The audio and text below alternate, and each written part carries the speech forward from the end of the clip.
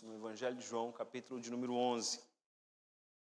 Evangelho de João, capítulo de número 11.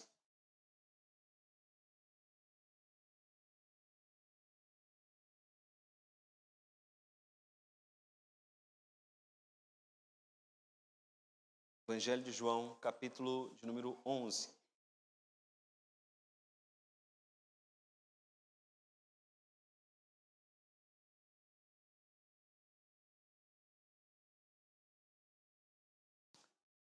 Meus irmãos, esse texto é um texto dos mais importantes do Evangelho de João. Lembrando que o Evangelho de João, ele tem como objetivo central mostrar que Jesus é o Cristo. Se os irmãos observarem o capítulo 20, antes de nós lermos aí o capítulo 11, né? O capítulo 20, os versos 30 e 31 dizem assim: na verdade, fez Jesus diante dos discípulos muitos outros sinais que não estão escritos neste livro. Estes, porém, foram registrados para que creais que Jesus é o Cristo, o Filho de Deus, e para que crendo tenhais vida em seu nome. Então esse é o objetivo central do Evangelho de João, mostrar que Jesus é o Cristo. E no texto que nós vamos ler hoje, nós vamos ver uma batalha espiritual realmente. Nós vamos ver Jesus, através da ressurreição de Lázaro, dando sinal, um grande sinal de que ele é o Cristo, mas ao mesmo tempo o diabo agindo e trabalhando para que as pessoas não acreditem que ele é o Cristo, mesmo diante de tão grande sinal. Para iniciarmos, meus irmãos, a leitura, veja comigo e repare a palavra crer. Repare a palavra crer. Quantas vezes nós vamos ler a palavra crer no texto, porque, como nós vemos aqui, é uma batalha espiritual pelas almas. Veja o verso de número 14, diz assim: então Jesus lhes disse claramente: Lázaro morreu, e por vossa causa me alegro de que não lá estivesse, para que possais crer, mas vamos ter com ele. Veja o verso de número 25 em diante. Disse-lhe Jesus: eu sou a ressurreição e a vida. Quem crê em mim, ainda que morra, viverá. E todo que vive e crê em mim não morrerá eternamente. Crês isto? Sim, Senhor, respondeu Marta. Eu tenho crido que tu és o Cristo, o Filho de Deus, que devia vir ao mundo. Verso de número 40, meus irmãos. Verso de número 40. Respondeu-lhe Jesus: não te disse eu, se creres, verás a glória de Deus? Tiraram então a pedra, e Jesus, levantando os olhos para o céu, disse: Pai, graças te dou, porque me ouviste. Aliás, eu sabia que sempre me ouves, mas assim falei para que a multidão, por causa da multidão presente, para que creiam que tu me enviaste. Veja o verso de número 47 e 48. Então os principais sacerdotes, os fariseus, convocaram o sinédrio e disseram: que estamos fazendo, uma vez que este homem opera muitos sinais? Se o deixarmos assim, todos crerão nele. Veja agora o capítulo de número 12, o verso de número 10 e 11. Capítulo 12, verso de número 10. Mas os principais sacerdotes resolveram matar também Lázaro, porque muitos dos judeus, por causa dele, voltaram crendo em Jesus. Meus irmãos, nós vamos orar e a pergunta que eu faço é: você crê de fato em Jesus? Você crê que ele é de fato o Cristo? Você já se entregou a ele como sendo ele o único Senhor e Salvador da sua vida? Pai querido, nós te louvamos pelo Evangelho de João. Te louvamos, ó Deus, por esta palavra revelada. O objetivo, Senhor, de João é despertar a fé no coração dos homens. É levar os teus eleitos a crerem que Jesus é o Cristo, para que crendo recebam vida em seu nome. Pai amado, nós te louvamos por aqueles que já creem em Jesus como Cristo, o Filho de Deus que devia vir ao mundo. Mas oramos, ó Deus, por aqueles que ainda irão crer, aqueles que estão em nosso meio, ó Deus, Pedimos em nome de Jesus que o Senhor abra os corações, para que todos aqueles que são teus venham à fé em Jesus, e para que nenhum dos teus se perca. Ó Deus amado, é a oração que nós fazemos em nome de Jesus. Amém. Meus irmãos, nós vamos ler o texto por partes e vamos fazendo a exposição, o tema da nossa mensagem, a ressurreição de Lázaro. Iremos apresentar Jesus como o Cristo e iremos apresentar a ressurreição de Lázaro como um grande sinal manifestado por Jesus.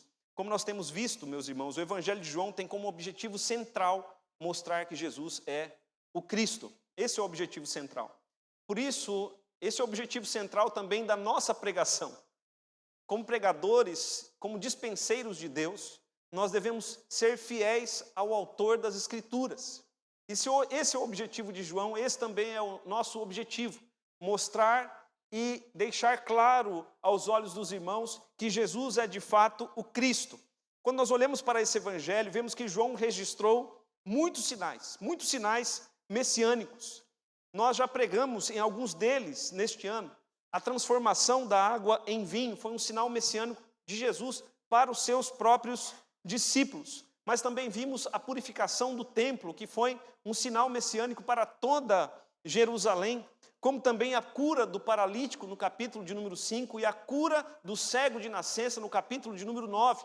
Nós vemos, meus irmãos, que esses últimos sinais especialmente, foram sinais messiânicos públicos para todo o povo, para que todos viessem a crer que Jesus é o Cristo. E esses sinais, meus irmãos, eles foram registrados para despertar fé naqueles que serão salvos. Porque ouvindo o Evangelho, as ovelhas de Jesus irão crer, irão receber vida em seu nome, irão seguir o Messias e receberão a vida eterna. Ninguém vai entrar no reino de Deus sem receber Jesus como o Cristo. E a ressurreição de Lázaro é um dos grandes sinais. O grande sinal até aqui, registrado por João, para nos levar a crer que Jesus é o Cristo, o Filho de Deus. Esse sinal da ressurreição de Lázaro, aponta para outros sinais.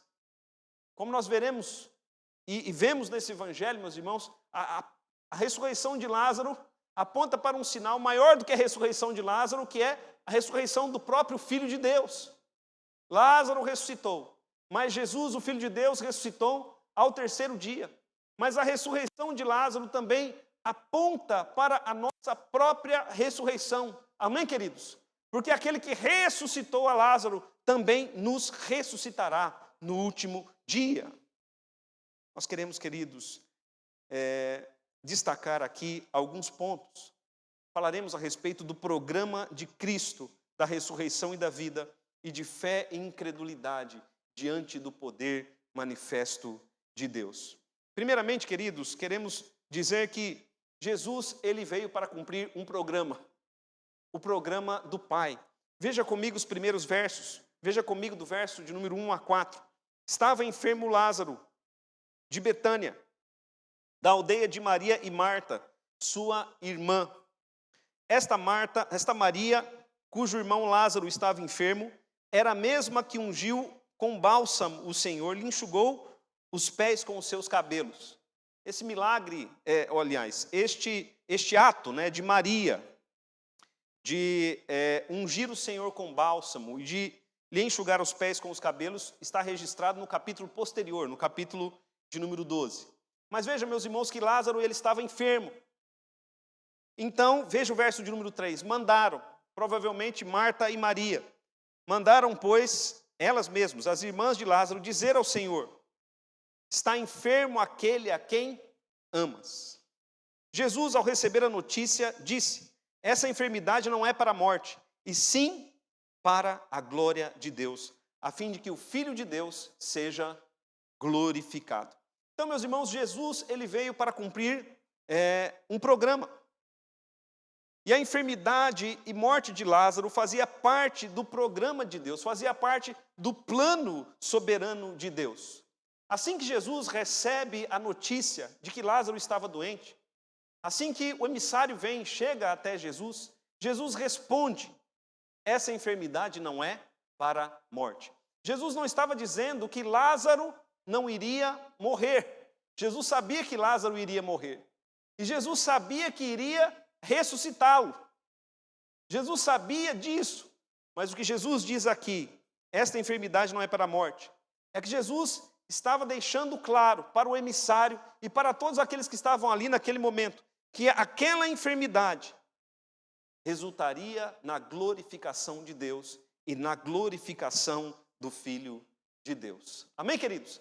Esse é o grande propósito de Cristo, glorificar o Pai. E o grande propósito do Pai é glorificar o Filho, para que Deus seja exaltado e seja glorificado. Nós já vimos no capítulo de número 9, cura do cego de nascença, quando perguntaram, quem pecou? Ele ou seus pais? E Jesus disse, nem ele pecou, nem seus pais.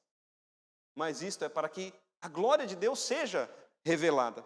Meus irmãos, na nossa vida, nós devemos crer que nada acontece por acaso.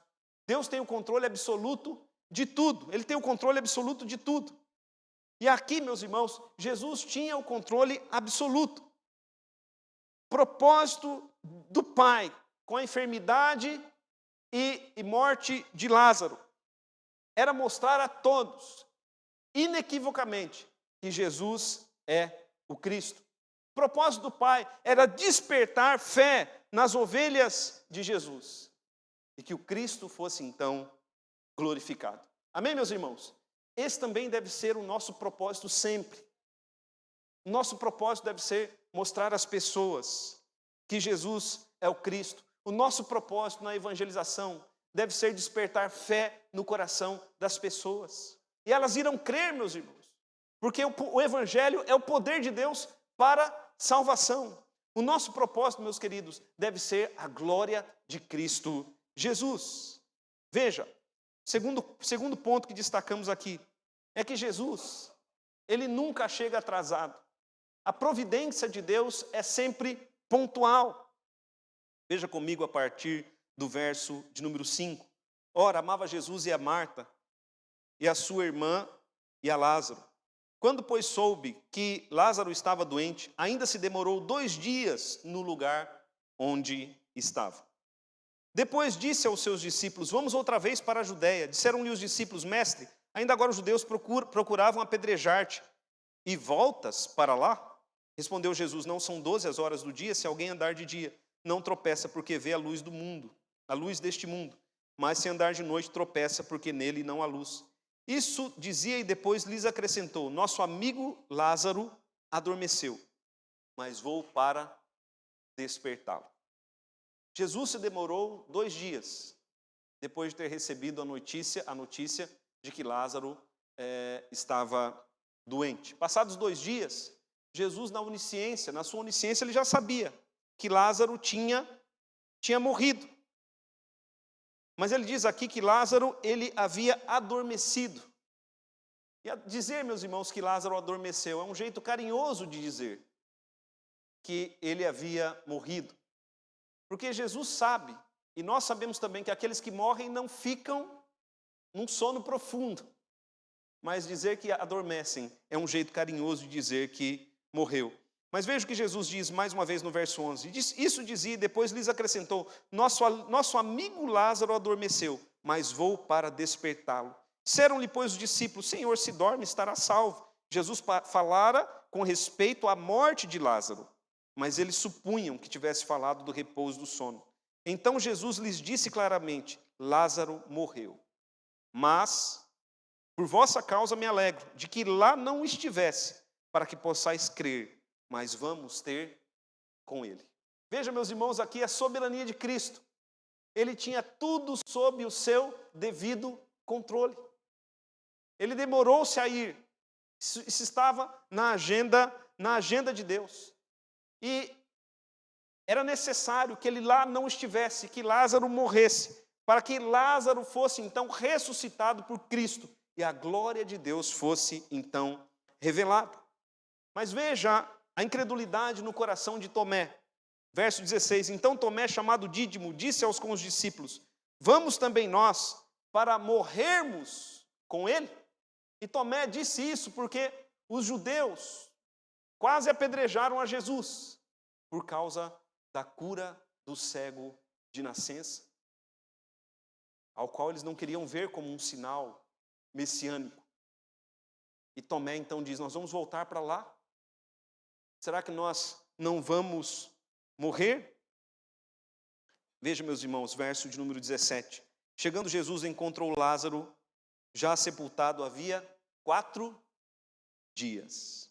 Ora, Betânia estava a cerca de 15 estádios perto de Jerusalém. Muito dentre os judeus tinham vindo ter com Maria, Marta e Maria, para as consolar a respeito de seu irmão. Veja como Deus faz as coisas com perfeição. Cristo se demora a ir lá, não apenas para que os discípulos venham a crer, mas para ficar manifesto aos judeus que ele é o Cristo. Porque esse foi o tempo necessário para que eles viessem até o local onde Lázaro estava. Veja comigo mais uma vez o verso 19. Muito dentre os judeus tinham vindo ter com Marta e Maria para as consolar a respeito do seu irmão. É um cenário perfeito. Os discípulos estariam lá com Cristo. Os judeus estariam lá também. Cristo faria um grande milagre, manifestaria um grande sinal. E quem então poderia negar que ele é de fato o Cristo? Meus irmãos, Jesus faz tudo com muita perfeição. Ele não chegou atrasado, mas ele chegou no tempo exato. E eu digo que ele não chegou atrasado porque Marta e Maria irão questionar o atraso de Cristo. Veja comigo o verso de número 20. Marta, quando soube que vinha Jesus, saiu ao seu encontro. Maria, porém, ficou sentada em casa. Disse, pois, Marta a Jesus: Senhor, se estiveras aqui, não teria morrido o meu irmão. Veja também o verso de número 32. Quando Maria chegou ao lugar onde estava Jesus, ao vê-lo, lançou-se-lhe aos pés, dizendo: Senhor, se estiveras aqui, meu irmão não teria morrido. Elas dizem a Jesus: Senhor, se o Senhor estivesse aqui, ele não teria morrido. Elas conheciam o poder de Jesus. É como se elas estivessem dizendo: Senhor, o Senhor chegou atrasado. Se o Senhor tivesse vindo no momento em que o recado lhe foi dado, Lázaro não teria morrido. Mas como o Senhor se demorou, então ele se foi. O que fazer agora? Mas, meus irmãos, como nós dissemos, tudo estava no programa de Deus. Jesus já sabia exatamente o que ele ia fazer na sua soberania. Vejam mais uma vez o verso de número 15, onde ele disse aos seus discípulos: por vossa causa me alegro de que lá não estivesse, para que possais crer. Amém, queridos? Jesus está agindo com propósito para levar os seus discípulos a crer mais e mais no fato de que ele é o Cristo. Jesus está agindo com propósito para que os judeus viessem a crer que ele é o Cristo. Ele não estava chegando atrasado, como Marta e Maria achavam, mas ele estava chegando no tempo certo, no tempo exato, para realizar o sinal e deixar claro a todos que ele é o Salvador, o Filho de Deus, que devia vir ao mundo. E assim também é na nossa vida, meus irmãos, na vida de cada um de nós. Jesus nunca chega atrasado. O tempo de Deus é o tempo perfeito. Deus age sempre com providência na hora certa. Ele sabe tudo a nosso respeito. Não podemos dizer: Senhor, se o Senhor estivesse aqui, isso não teria acontecido. Porque, meus irmãos, o Senhor sempre está presente. Tudo está nas mãos dele. Se algo acontece, é porque isso faz parte do plano eterno de Deus. Veja a conversa de Jesus com Marta, que nos mostra que Jesus é a ressurreição e a vida. E essa conversa de Jesus com Marta, meus irmãos, ela é central nesse texto. Veja o verso de número 21. Disse, pois, Marta a Jesus: Senhor, se estiveras aqui, não teria morrido meu irmão. Verso 22. Mas também sei que, mesmo agora, tudo quanto pedires a Deus, Deus te concederá. Parece, meus irmãos, que Marta, por um momento, ela crê que Jesus pode fazer todas as coisas. Ela crê que Jesus pode fazer o impossível. E por que essa fé estava no coração dela?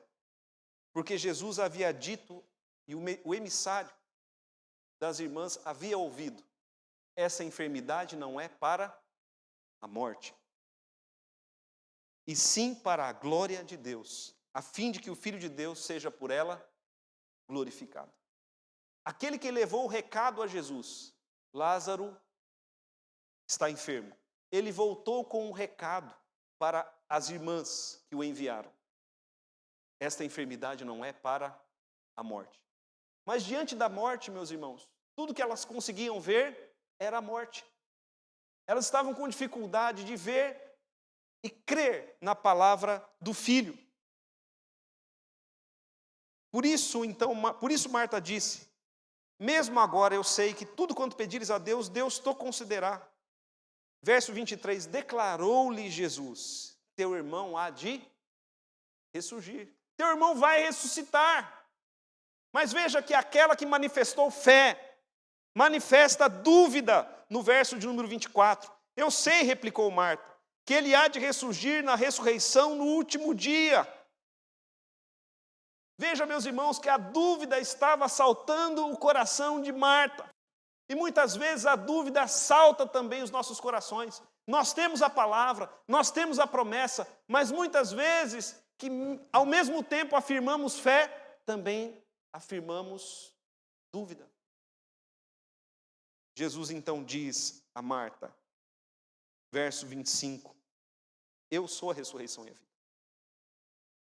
Marta, eu tenho todo o poder. De fato, creia que eu posso trazê-lo à vida. Eu sou a ressurreição e a vida. Quem crê em mim, ainda que morra, viverá. E todo que vive e crê em mim, não morrerá eternamente. Crês isto? Jesus está desafiando a fé. Meus irmãos, veja a resposta maravilhosa dela no verso 27. Sim, Senhor.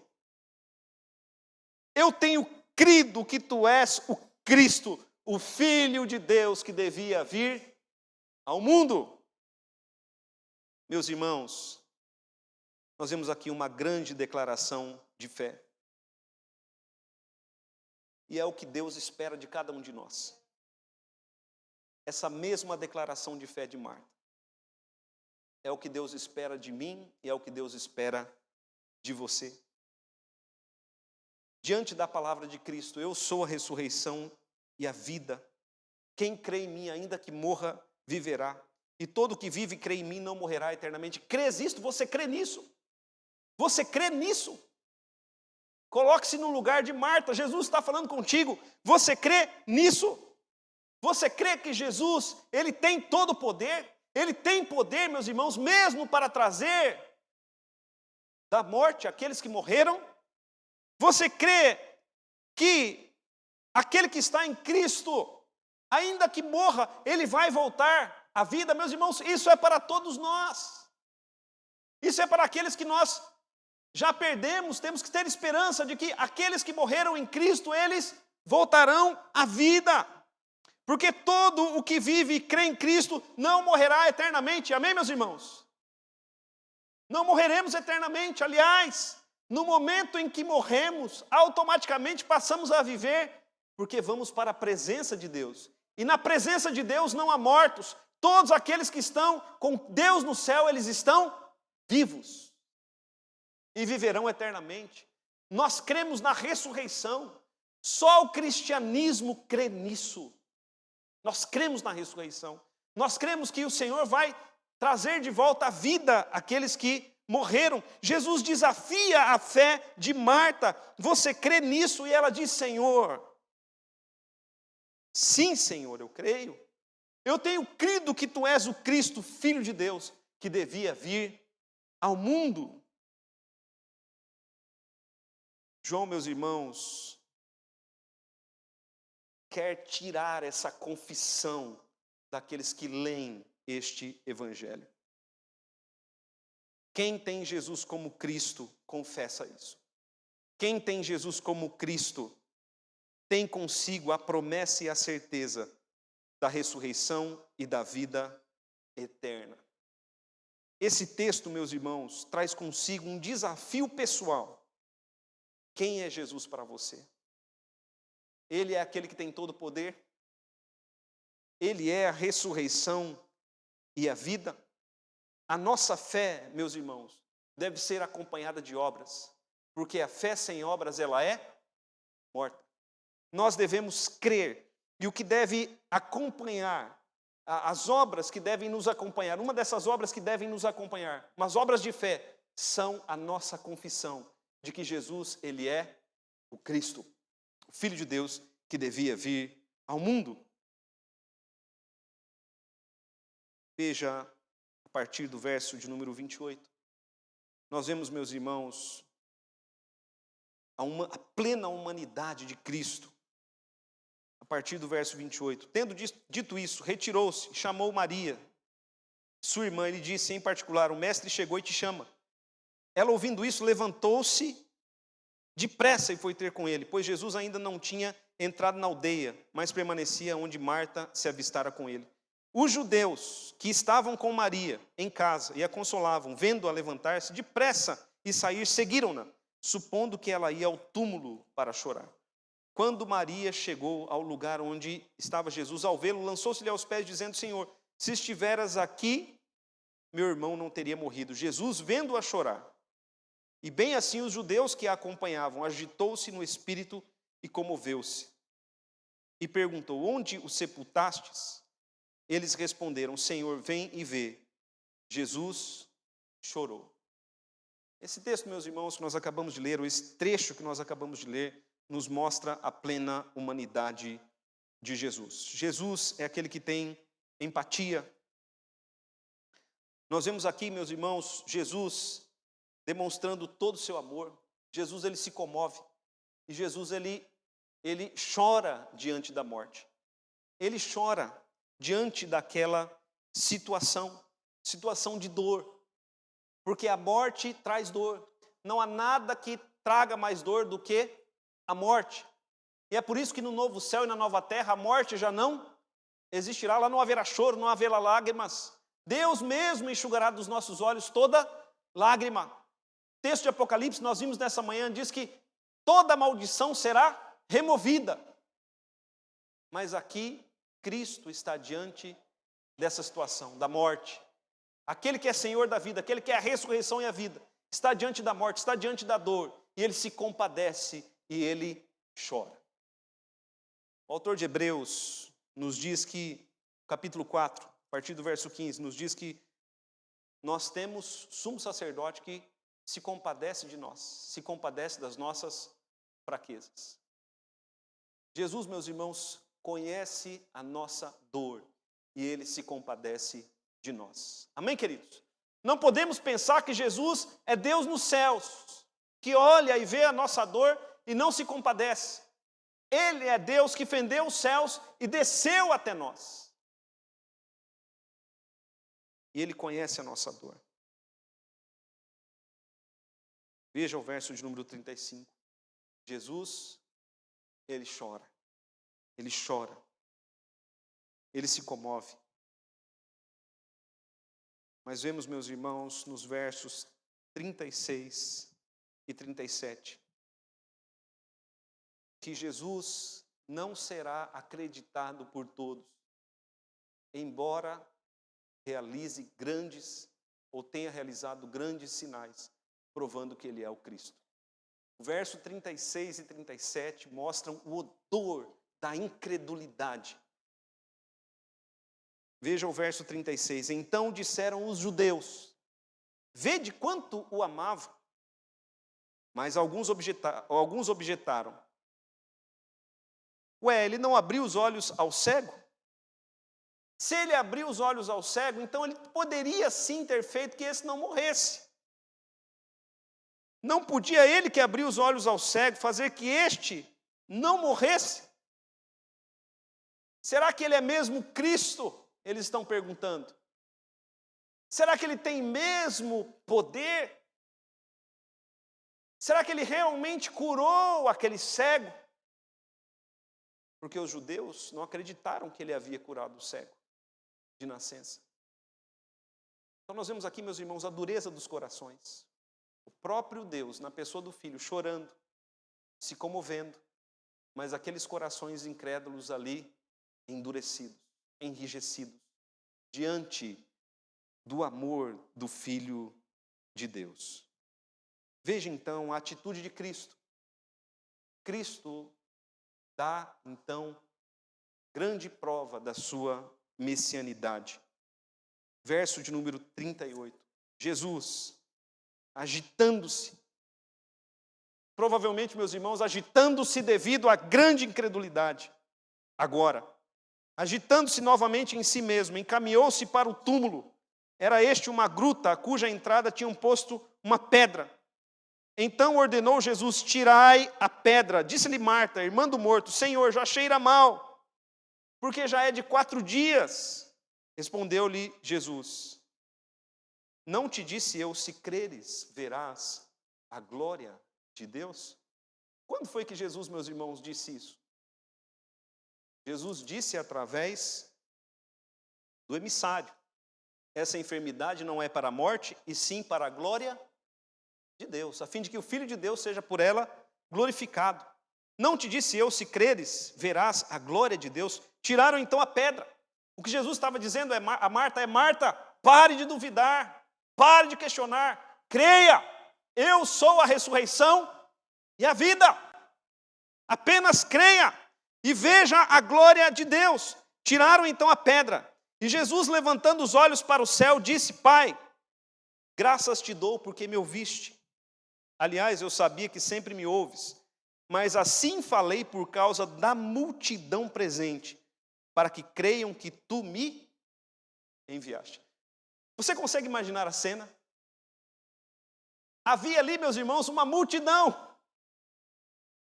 E essa multidão era composta por judeus incrédulos. Estavam ali os discípulos, estavam ali as irmãs Marta e Maria, mas estavam ali muitos judeus incrédulos. E esses judeus estavam conversando entre si. Imagine um dizendo para o outro: ele não curou o cego, então por que ele deixou que esse que ele amava morresse? E Jesus então faz uma oração. E a oração que Jesus Cristo faz é para que eles creiam que ele foi sim enviado pelo Pai. Tendo terminado a oração, verso 43, clamou em alta voz: Lázaro, vem para fora. Lázaro, vem para fora. Algumas traduções, meus irmãos, e eu creio que essas se aproximam mais do original: Lázaro, vem para cá, vem para junto de mim. Lázaro, venha. Já imaginou, queridos, Jesus não estava falando com alguém vivo. Jesus estava falando com alguém morto. Mas para Deus, Lázaro estava vivo. Lázaro, vem para cá. Vem para junto de mim. Lázaro, vem para fora. Verso 44, saiu aquele que estivera morto, tendo os pés e as mãos ligados com ataduras e o rosto envolto num lenço.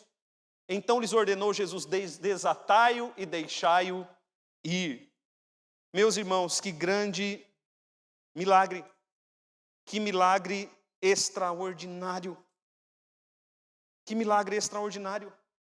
Quem poderia negar que Jesus, ele é o Cristo diante de tão extraordinário milagre? Tantas testemunhas, não era uma, 2 ou 3 testemunhas, meus irmãos. Era uma multidão de gente que viu aquele milagre. Eles testemunharam tanto a morte de Lázaro, como o sepultamento dele. E agora estavam testemunhando Jesus, chamando Lázaro para fora. E ele veio para fora. Saiu aquele que estivera morto. Ele vem para fora. De fato, ele ressuscitou dentre os mortos. Será que este milagre foi suficiente para despertar fé nos corações? Sempre diante de Cristo haverá duas reações: fé e incredulidade. Mesmo diante de um milagre tão extraordinário, persistirão os incrédulos, mas as ovelhas de Cristo irão crer nele. Veja o verso de número 45. Muitos, pois, dentre os judeus que tinham vindo visitar Maria, vendo o que fizera Jesus, creram nele. Ah, meus irmãos, o propósito de Cristo foi satisfeito. Ele alcançou o seu propósito. Creram nele. Aos olhos humanos ele atrasou, para que os discípulos viessem a crer, e para que aqueles judeus testemunhassem a ressurreição de Lázaro e também viessem a crer. E eles creram. Verso 46, mostra que os incrédulos permaneceram incrédulos. Outros, porém, foram ter com os fariseus e lhes contaram os feitos que Jesus realizara. Esses que foram ter com os fariseus, eles foram na incredulidade. Eles não foram contar para os fariseus: olha, ele é de fato Messias, mas eles foram como que dedurar Jesus. Foram como que pedir aos fariseus que tomassem alguma providência. Meus irmãos, nem todos irão crer. Por isso nós pregamos o Evangelho como cheiro de vida para aqueles que são salvos e como cheiro de morte para aqueles que se perdem. Nós vemos, queridos, então, a ação do mal. Como estavam crendo em Jesus, o mal se levantou, o diabo se levantou para que os homens não crescem. Verso de número 47. Então os principais sacerdotes e os fariseus convocaram o sinédrio e disseram: o que estamos fazendo? O que estamos fazendo? Estamos aqui sentados, não estamos fazendo nada. Este homem está operando muitos sinais. Se o deixarmos assim, todos crerão nele. Nós precisamos fazer alguma coisa. Nós precisamos tomar alguma providência. O sinédrio, meus irmãos, veja ali o verso 47. O sinédrio, formado pelos principais sacerdotes e pelos fariseus, o sinédrio era o Supremo Tribunal Federal dos judeus. Eles estavam dizendo: nós precisamos tomar alguma providência, porque as pessoas estão crendo, esse homem está manifestando sinais, as pessoas estão crendo, e nós precisamos agir para que elas não creiam. Queridos, quem está agindo por trás? Ou quem estava agindo por trás desses homens? O diabo, o dragão, a antiga serpente. Ele não quer que os homens creiam em Jesus. Não quer que o recebam como único Senhor e Salvador. Mas ele não pode impedir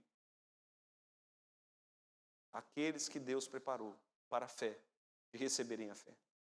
Eles se levantaram também, veja o capítulo de número 12, verso de número 9. Soube numerosa multidão dos judeus que Jesus estava ali, e lá foram.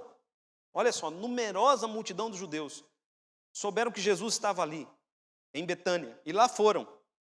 Não só por causa dele, mas também para verem Lázaro, a quem ele ressuscitara dentre os mortos. Mas os principais sacerdotes resolveram matar também Lázaro, porque muitos dos judeus, por causa dele, voltaram crendo em Jesus. Os irmãos percebem a batalha espiritual?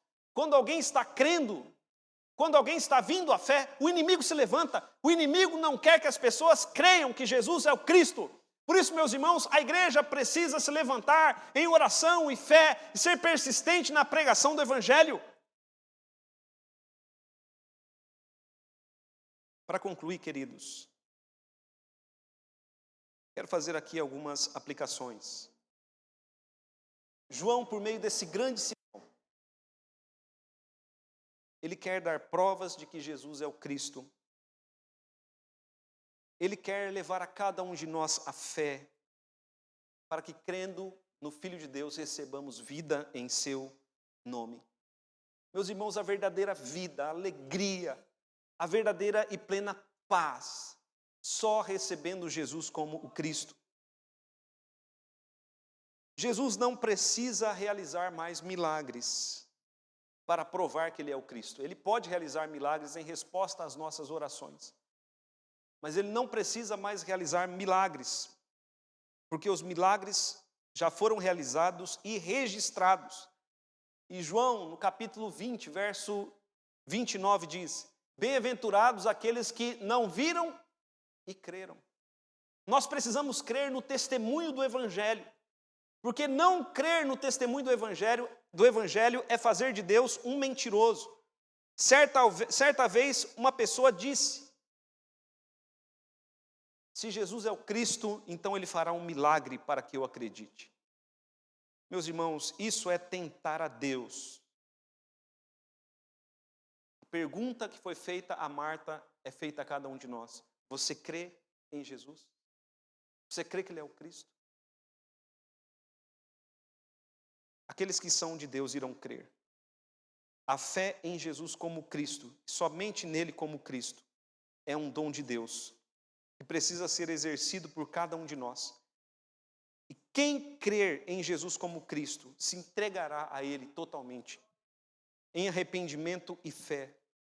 Quem crer em Jesus como Cristo, se entregará a Ele para viver uma vida de santidade, justiça e retidão. Caminhará com Ele, irá segui-lo. Amém, meus irmãos? Se você crê, então você o seguirá.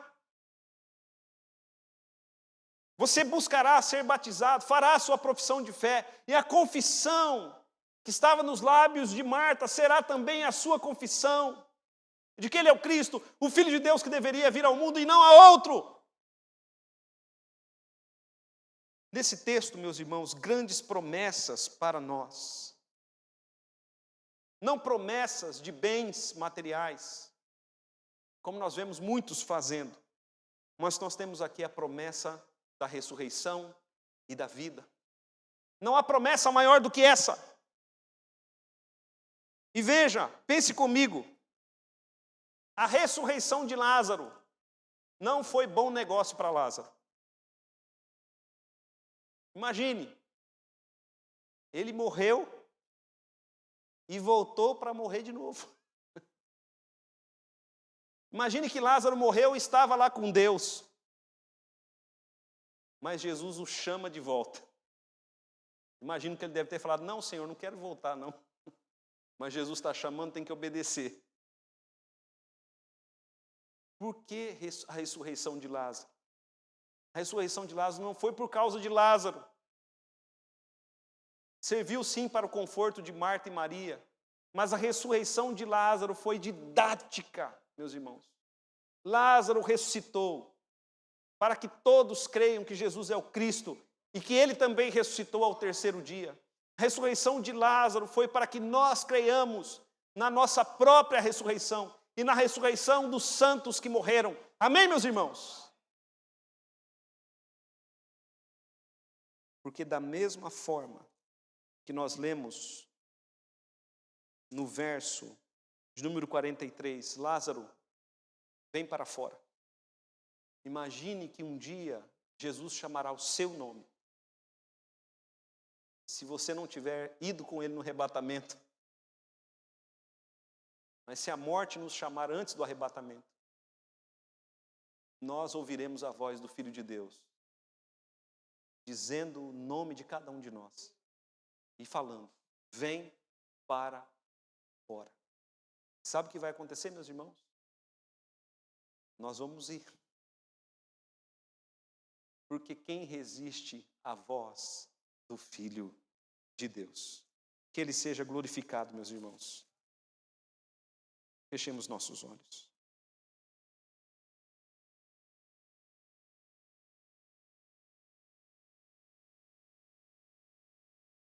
Senhor Deus, não há nada que o Senhor não possa fazer. Os impossíveis dos homens são possíveis para ti.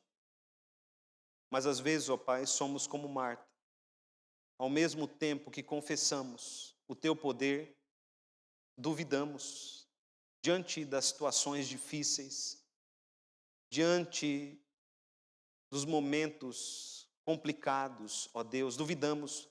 Mas nós pedimos, Pai, em nome de Jesus Cristo, concede-nos fé. Que nós venhamos, Pai, a não duvidar, mas a crer, para a honra e para a glória do Teu nome, para Te agradarmos, ó Deus, porque sem fé é impossível agradar a Deus.